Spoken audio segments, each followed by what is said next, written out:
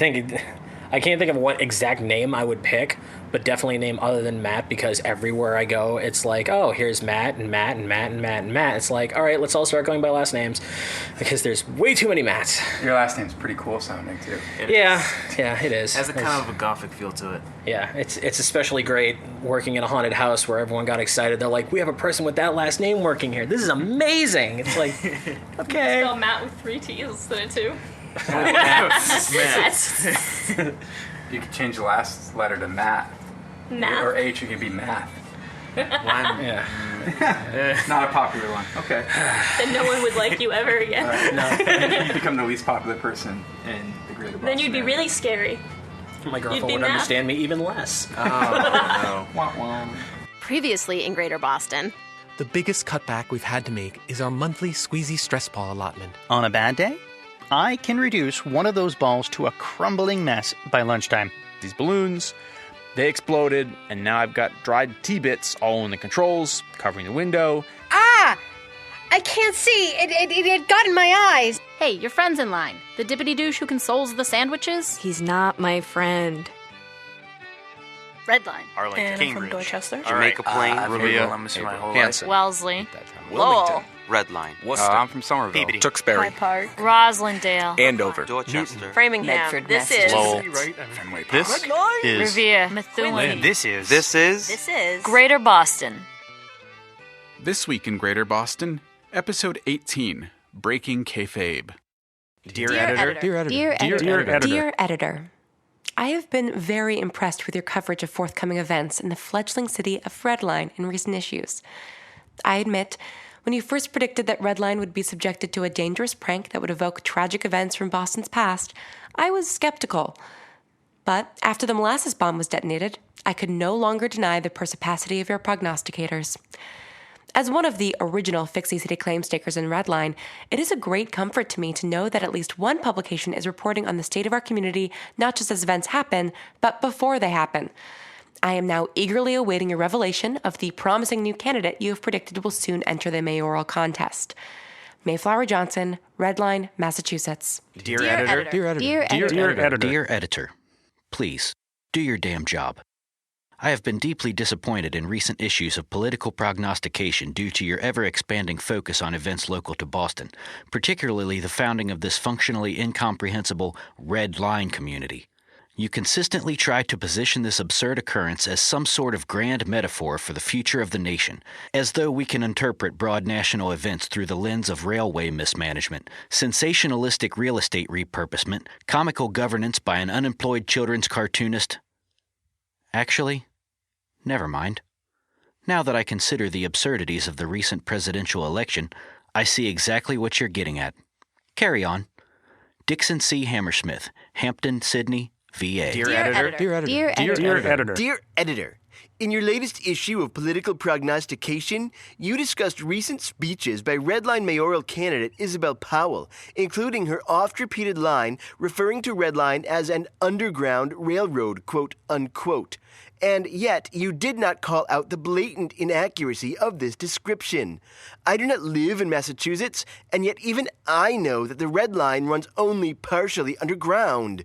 Even if we ignore the elevated portion of track spanning the Charles River, which I am not inclined to do, there is still the major portion of the southern leg of Red Line, which runs almost entirely above ground. Surely you must have some fact checkers on staff competent enough to identify this basic geographic fact. Furthermore, if it is true, as Mrs. Powell claims, that she herself resides in Redline, then it is beyond comprehension that she herself has not noticed the sight of open sky through her windows at any time since taking up residency. One must conclude that she is either lying, catastrophically unobservant, or prone to the vice of metaphor, which is, of course, redundant of lying. I hope that in future analysis you will endeavor to determine which of these three possibilities is the true case. Thank you for your attention to this matter. Samuel St. Eberhauser, Nashua, New Hampshire. Once again, Michael found himself struggling to write an article about Redline. This time he was trying to make sense of how the lottery, that strange series of pranks that had been sowing chaos in the city, would impact the mayoral race. It was a perfectly reasonable topic for his magazine to address. Political prognostication discussed exactly these sorts of issues. When Michael first accepted the position at Third Sight, he'd really seen the magazines as entertainment rags, not news media. If he didn't believe in the efficacy of his predictive games, so what? It was all harmless, an obvious put-on, like pro wrestling. Everyone knew it was fake, but it didn't matter so long as everyone had fun and no one broke the illusion. But that was before Louisa had been injured in one of the attacks he was supposed to be reporting on. But Louisa was fine.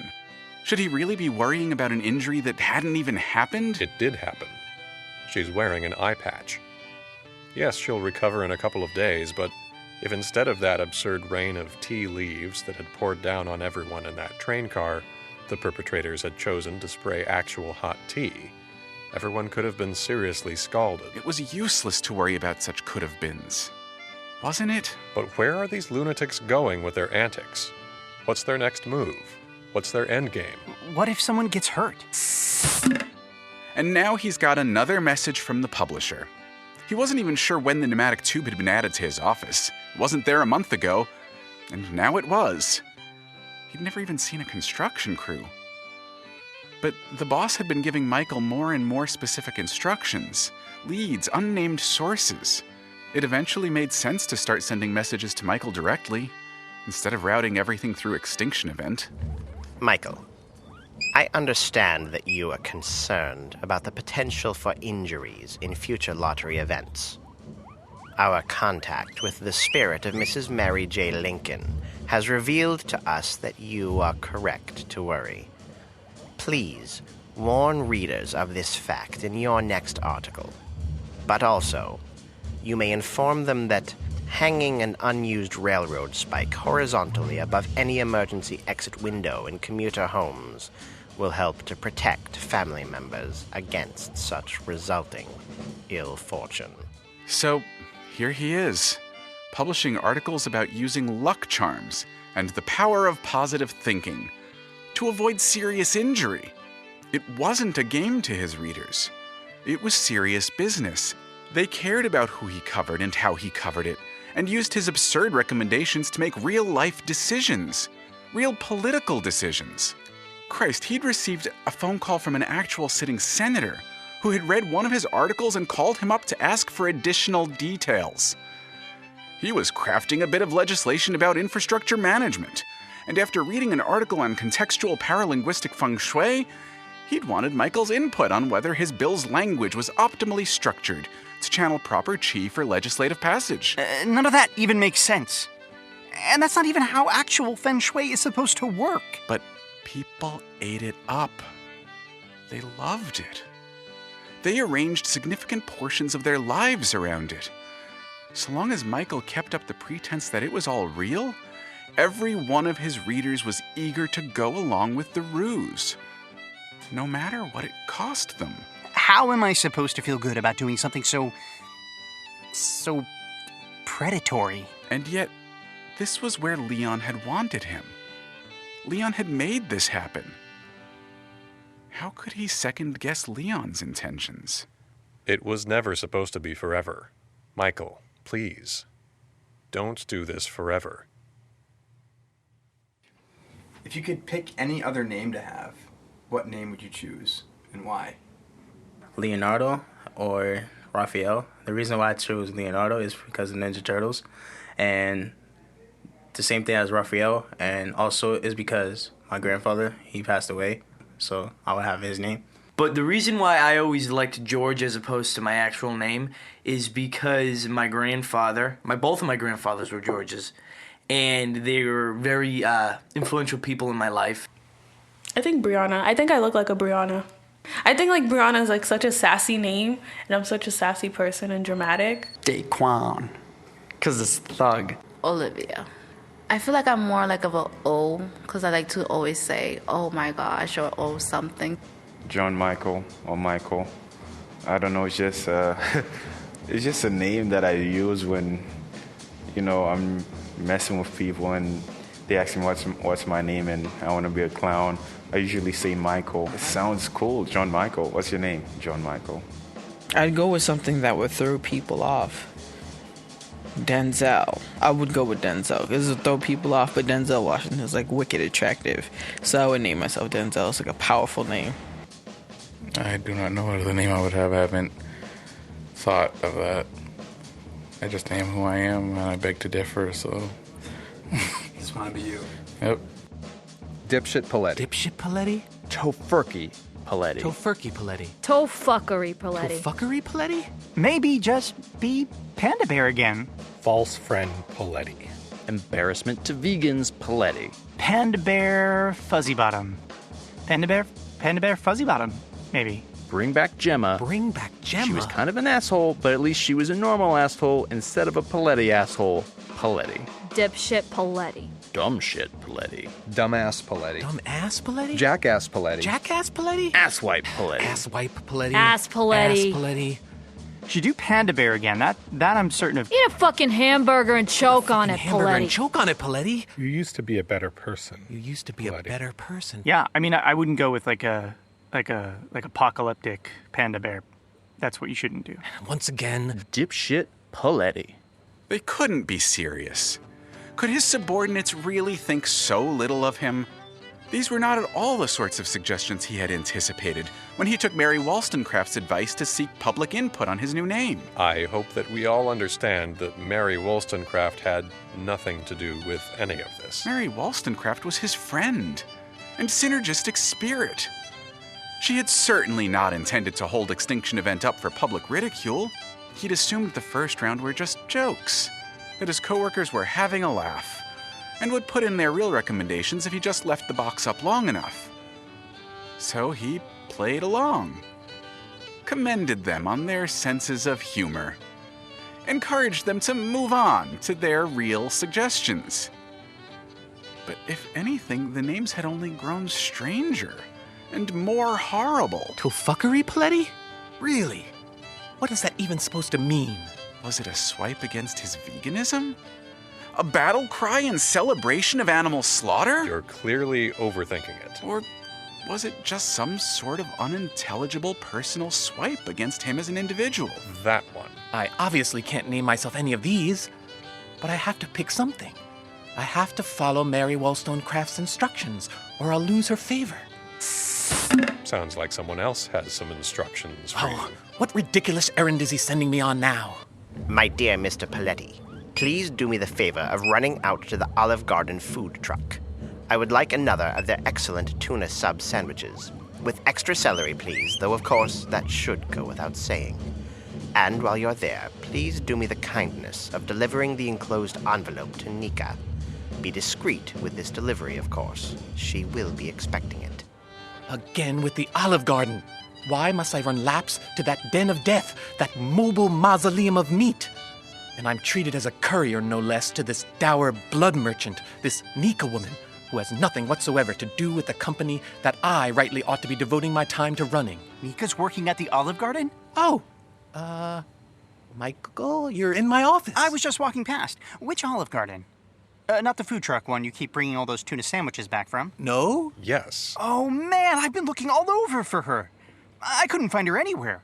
I had no idea you even still knew her. I don't. Nica Stamatis? Never met her. No idea who she is.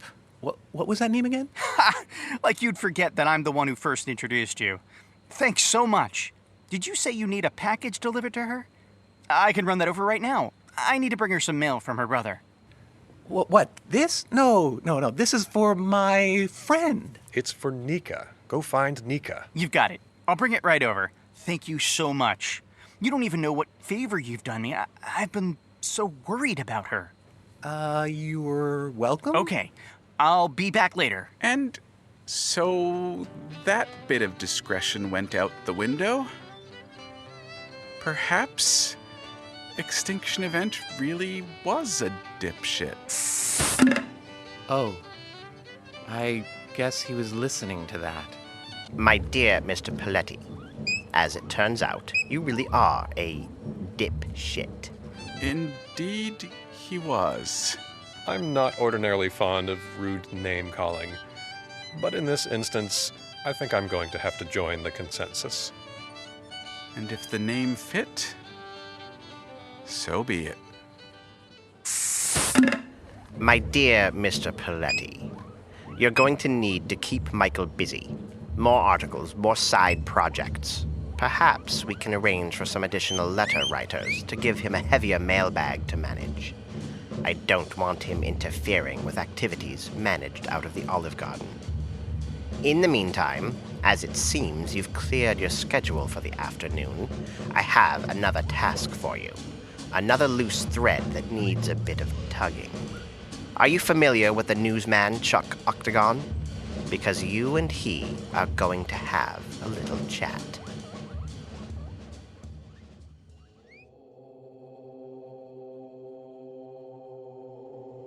February 27th, 8:50 to 9:25 a.m. Arrive at Third Sight Media.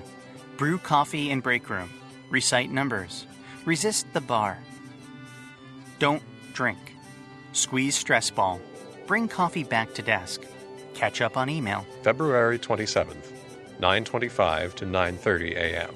Potty break. February 27th, 9:30 to 11 a.m. Compose article on Red Line molasses and Tea Party attacks. Call Louisa for eyewitness testimony. Conduct background research on molasses flood of 1919 and Tea Party incident of 1773. Consult Leon via I Ching. Try to interpret vague mystical predictions in a way that is sensitive to victims of attack. Recite numbers. Squeeze stress ball. February 27th, 11 to 11:30 a.m. Update calendar. Think through activities for the coming week. Channel Leon. Be thorough. Don't drink. February 27th, 12 to 1 p.m. Lunch. Deliver Dimitri's letters and Extinction events to Nica at the Olive Garden. Procure large tuna salad sub with extra celery for publisher. February 27th, 1:30 to 4:30 p.m. Compose article on Red Line mayoral contest. Charlotte Lindsay Coolidge, Isabel Powell, recently announced third candidate Emily Bespin. Who is Emily Bespin? Do research towards individual profile of Bespin. Update. February 27th, 2:30 to 3 p.m. Conflict noted. Unscheduled meeting with Extinction event to discuss addition of new duties. Update. February 27th, 3 to 3:30 p.m. Conflict noted. Clean break room. Wonder why this has suddenly become my responsibility. Brood over unexpected degradation. Recite numbers. Don't drink. Update. February 27th, 3:30 to 4:30 p.m. Continue article on Redline mayoral contest. Charlotte Lindsay Coolidge, Isabel Powell, Emily Bespin. Develop details provided by Extinction event. Press EE for information on his sources. How does he know what he knows? Squeeze stress ball. Ruminate. February 27th, 4:30 to 6 p.m. Respond to Olive and Gardner. Be sensitive. Respond to the letters to the editor for political prognostication. Attempt to form rational responses to incoherent and petty concerns. Exercise patience. Squeeze stress ball. Don't drink. Steve? Order up for Steve. No, not you. The other Steve, the Meathead. Order up for Meathead Steve. Thanks. Next up, what can I get you? Hey, can I get a large tuna sub? We don't do tuna. Menu's right there next to you. We've got 4 breadstick sandwiches. Meatball, sausage, fried lasagna, or double bread in a breadstick. Yeah, okay. But my boss gets tuna subs here all the time. And you gotta eat what your boss eats? No, I'm just picking it up for him. Large tuna sub, extra celery. Extra celery. Hey, don't ask me. It's his lunch. You work for the Dippity Douche. That sounds accurate? Nica, you've got a visitor. What are you creepos even doing? What do you mean? With all your secret agent, the willow lark fucks a scone by moonlight, creepo bullshit. I seriously have no idea what you're talking about. I'm just running an errand for my boss. Huh. You are, aren't you? Stay here. I'll grab your sandwich. Michael. Nica! You are here! How did you find me? Extinction event. I heard him mention you. To himself. He was talking to himself alone in his office as he mentioned that you were working here. It was a little weird. I bet. Anyway, he had something he needed delivered to you. But I volunteered to carry it over since I wanted to come see you anyway. Here you go. Thanks. Hey, no problem. Do me a favor, though? Sure. Anything. Don't do that again. What? Don't bring me any more messages from Extinction event. Just let him bring them himself. In fact, don't run any weird errands for him. Just do your normal job, okay? Don't get any more involved with them than that. Oh. Okay. Sure. Is there anything you'd like to talk about? Nope. Okay then. So, I've got some mail for you. Regular mail. Ura Connolly got a hold of me, trying to find you. He had some letters stacking up. From Dimitri. He's still sending letters to Leon. So, I've been looking for you. To get you these letters. Oh. I haven't read them this time. Go ahead. Go ahead and read them, you mean? Someone should. Yeah, definitely. But I figured... I don't want them. Are you sure? I'm done reading about his bullshit adventures. If he wants to talk to me, he can come home. He doesn't even know Leon's dead, Michael. I can't read letters to my dead brother. And Dimitri's still running around playing his games without a care in the world, while I have to deal with reality all on my own. I can't. I just can't. When he comes home, I'll deal with him. How's he gonna find you if you're hiding? He'll figure it out. Or he won't. It depends on how much he cares, I guess. Are you okay, Nica? I'm fine. Look, maybe we could get together. Just go get some coffee or something and talk for a while. Thank you, but no. Look, I know this sounds horrible, but I just really don't want friends right now. And you'll be better off if you don't try to be one. And not to me, anyway. You have other friends, don't you? Yeah, I mean, one, anyway. You remember Louisa? Alvarez? Leon's ex? Yeah, we've been doing some work together. And it's been fun. She's been someone to talk to in a real way. I liked her. Are you two... No, nothing like that. Strictly just friends. I'm not in the headspace to think about anything else with anyone right now. But it's really good to have a friend again. And working with her has been fun. Mostly. She's been investigating those attacks in the Red Line, which felt all private eye cool at first, but she got hurt in that last one. What? The Tea Party attack. She was there. And she was injured? Well, the eye patch comes off on Thursday. She lost an eye? No! No. Nothing so extreme. Just an irritation. Some tea leaves got in her eye and got stuck. Her eye was sensitive after that, so she's been wearing a patch for a few days. Well, while it heals. But it's nothing serious. Oh, thank God. Yeah, no. She's good. No worries. Hey, choir boy, here's your sandwich. Extra celery. Thanks. Who the fuck even likes celery that much? Mallory, not now, okay? Yeah, you're the boss lady.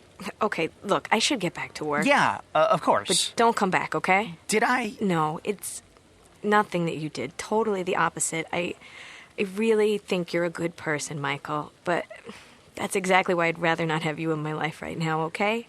Just promise me. Yeah, I don't think I could make a promise like that. I think Leon would be pissed at me if I did. But I'll leave you alone for now. Thank you.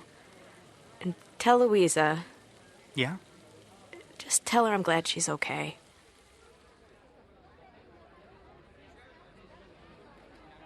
This is Chuck Octagon, reporting live for News 7 Boston from the North End, where cleanup crews have finally been dispatched to clean up the last remnants of the 100-year-old disaster that left a sticky residue across the local terrain and architecture. The year was 1919, when unexpected fermentation caused a tank rupture that sent more than 2 million gallons of molasses gushing down local streets, killing 21 people and injuring more than 500. The remnants of that disaster have remained to the present day as a memorial to those lost lives and as a permanent testament to the hubris of uncooled molasses storage. But today, that reminder comes to an end, as Boston is finally committed to a full cleanup in the wake of the recent Red Line attack that left dozens of people frightened and slightly tacky. As the most readily available supply of molasses, many fear that the molasses used in the attack may have been simply gathered from the streets of the North End, leading to public outcry in favor of greater control of the tasty substance. But at what cost? Sir, what do you think about the city's decision to remove the North End's historic molasses coating? Well, I don't think they're considering homeless people at all. This is the one part of the city that smells nice. Once the molasses is gone, where we'll be able to spend some time smelling nice things? Where we supposed to bring a girl out for a romantic evening? Are you saying that this is where homeless people come to have sex? What? Hell no. That'd be like rolling around on flypaper. But you said... I said romance, not sex. It's a nice place to do a little wooing. It's got a good ambiance. That don't mean we gotta seal the deal right there. When you take someone out to a nice restaurant, do you try to bed them down right there on the table? No, of course not. No, that's where you go to set the mood. Make sure you really like each other enough to want to get squishy. Then you take them back to your pad for the extra particulars. Well, it ain't no different for us. Think a little, man. Christ. Oh, I'm glad. Not that I think it will prevent any future molasses attacks, but it'll certainly make walking around the North End much easier. It's nice cardio, but sometimes I just don't have the extra time and the effort it takes to walk around here. Well, I think it's a damn shame. That's what I think. People don't like having sticky streets. They can't walk through a little molasses. Like, that's too much work. Yeah, maybe they shouldn't be walking around so much. My Ford Taurus, it rolls right over the molasses, no problem. Maybe more people should get themselves a good truck. Then they wouldn't have these problems. And I'll tell you another thing. If molasses is outlawed, then only outlaws will have molasses. Yeah, and then what'll we do for cookies or brown bread or baked beans? Tell me that. I just don't think they've thought this through at all. I don't think anybody's talking about outlawing molasses. They're just washing the streets. Oh, well, that's not as bad, I guess. Oh, but I'll tell you, I still just don't like it. It smacks of change, and change is never good. Never, ever, never. No, sir. And that's the word from the street. Back to you, Rod. Okay, everyone, that's a wrap. Excuse me, Mr. Octagon? We need to have a private conversation. Who are you? Dipshit. Excuse me? Dipshit Poletti. Your name is Dipshit? It's new. Look, never mind about my name. It doesn't matter. Do I know you? We've met, but that's not relevant. My employer sent me to talk to you about a private matter. Your wedding, specifically, and where you're going to hold it. I don't see what business that is of yours. I agree, actually, but my employer sent me to talk to you, and I have to do what I'm told. Look, we're not taking sponsors. It's a private event, and we'd like to keep it that way. That's unfortunate, because my employer has sent me to make sure you agree to have it broadcast live from Redline. Lindsay Coolidge sent you, is that it? It doesn't matter who sent me. I just need you to agree to my employer's conditions. Do you really care that much about my wedding? Me personally? No. Frankly, I don't even believe in marriage. It's an outmoded bourgeois proprietarian ritual that celebrates the oppression of love. That's why I live in a cruelty-free, mixed-gender, free-love commune with my 17 domestic partners. It's an ideal community with all the domestic benefits of long-term romantic partnership, as well as the sexual benefits of Marxist eroticism. You know what? Let's move on. Right. So, your wedding, you're going to have it in Redline. No, I'm not.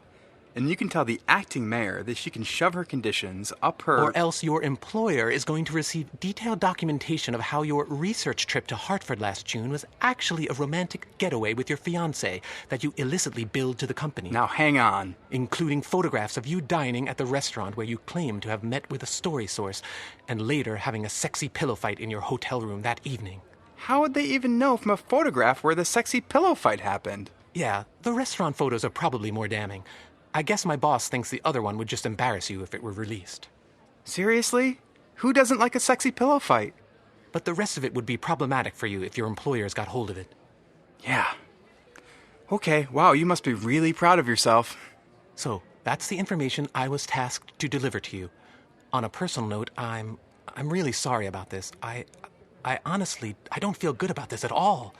I really try very hard to live a morally righteous life.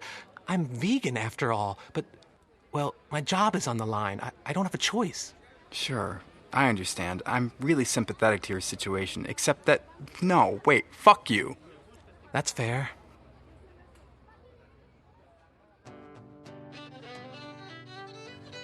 Greater Boston is written and produced by Alexander Danner and Jeff Van Dreason with recording and technical assistance from Marc Harmon. Thank you to the Alexandria Archives, a podcast of Southern Weird Horror, for their generous support of Greater Boston.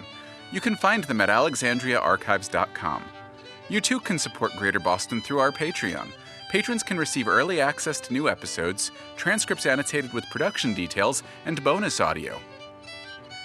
In order of appearance, this episode featured Lauren Shippen as Mayflower Johnson, Austin Beach as Dixon Hammersmith, Mike Linden as Oliver West, Samuel St. Eberhauser, and Marlo, Alexander Danner as the narrator, Braden Lamb as Leon Stamatis, James Oliva as Michael Tate, James Capobianco as Extinction Event Poletti, Jim Johanson as Steve and Meathead Steve, Johanna Bodnyk as Mallory, Kelly McCabe as Nica Stamatis, Jeff Van Dreason as Chuck Octagon, also featuring Jim Johanson, Tanya Milojevic, Ben Flaumenhaft, and Rick Coast as Third Sight employees.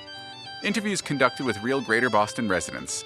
Charlie on the MTA, Green Valley Waltz, Red Apple Rag, and Shove That Pig's Foot a Little Farther in the Fire, performed by Adrian Howard, Emily Peterson, and Dirk Teedy. Additional music and sound effects used from public domain and Creative Commons sources. Episode transcripts are posted online at greaterbostonshow.com. Be sure to check out the wonderful shows produced by our special guests, including Lauren Shippen's The Bright Sessions and Austin Beach's Winnebago Warrior.